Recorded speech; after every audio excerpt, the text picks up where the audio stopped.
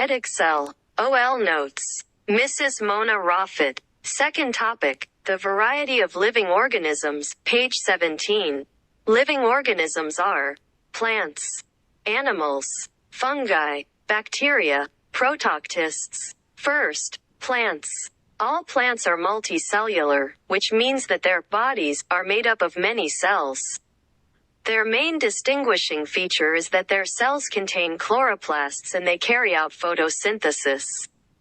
Plants can make many other organic compounds as a result of photosynthesis.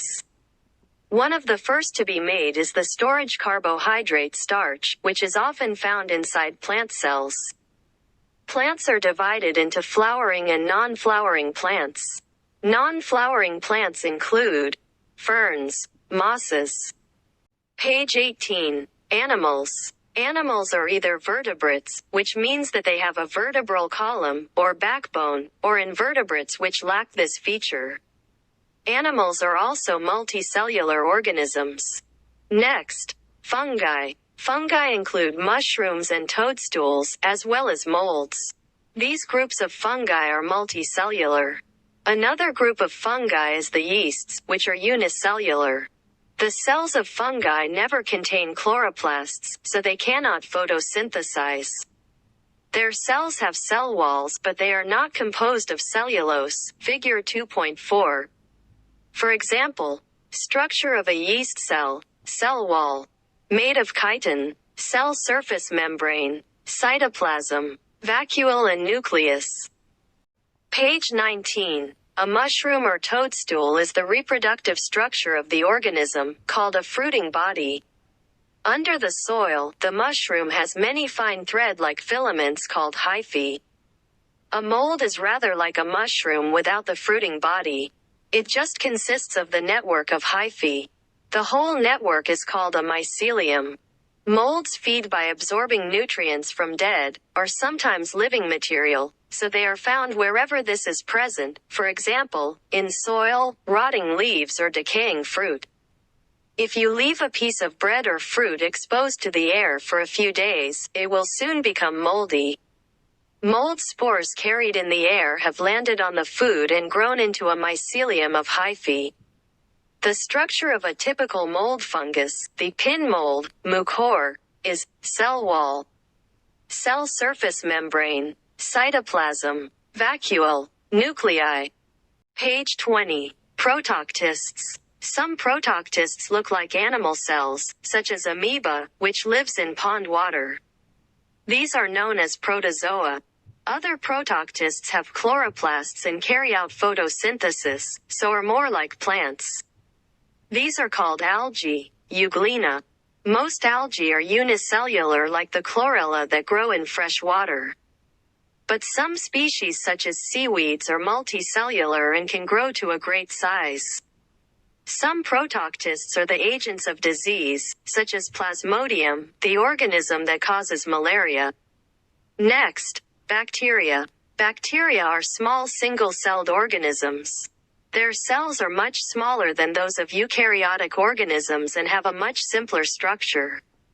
A typical animal cell might be 10 to 50 micrometers in diameter.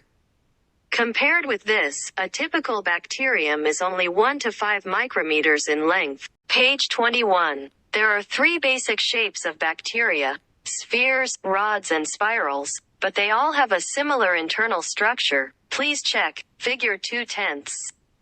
All bacteria are surrounded by a cell wall made of peptidoglycan, which protects the bacterium and keeps the shape of the cell.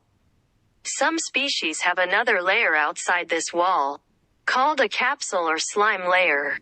Underneath the cell wall is the cell membrane, as in other cells. The middle of the cell is made of cytoplasm. Since it is a prokaryotic cell, the bacterium has no nucleus. Instead, its genetic material, DNA, is in a single chromosome, loose in the cytoplasm, forming a circular loop. Some bacteria can swim, and are propelled through water by corkscrew-like movements of structures called flagella. Other structures present in the cytoplasm include the plasmids. These are small circular rings of DNA. carrying some of the bacterium's genes. Plasmids have very important uses in genetic engineering. Page 22. Some bacteria contain a form of chlorophyll in their cytoplasm and can carry out photosynthesis. However, most bacteria feed off other living or dead organisms. Along with the fungi, many bacteria are important decomposers.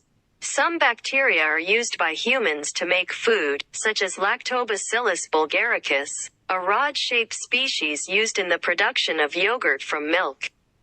Figure 2/11. Other species are pathogens, which means that they cause disease like the cholera bacteria. Next, viruses. All viruses are parasites and can only reproduce inside living cells. The cell in which the virus lives is called the host. Viruses are not made of cells. A virus particle is very simple. It has no nucleus or cytoplasm, and is composed of a core of genetic material surrounded by a protein coat. Figure 2/13. The genetic material can be either DNA or a similar chemical called RNA. Viruses do not feed, respire, excrete, move, grow, or respond to their surroundings. They do not carry out any of the normal characteristics of living things except reproduction, and they can only do this parasitically. Page 23. A virus reproduces by entering the host cell and taking over the host's genetic machinery to make more virus particles. After many virus particles have been made, the host cell dies and the particles are released to infect more cells. Many human diseases are caused in this way, such as influenza, flu. Other examples include colds, measles, mumps, polio and rubella, German measles. Other infections, the virus may attack cells of the immune system itself. This is the case with HIV, the human immunodeficiency virus, which causes the illness called AIDS, acquired immune deficiency syndrome. Viruses don't just parasitize animal cells. Some infect plant cells, such as the tobacco mosaic virus, figure 2/14, which interferes with the ability of the tobacco plant to make chloroplasts, causing mottled patches to develop on the leaves.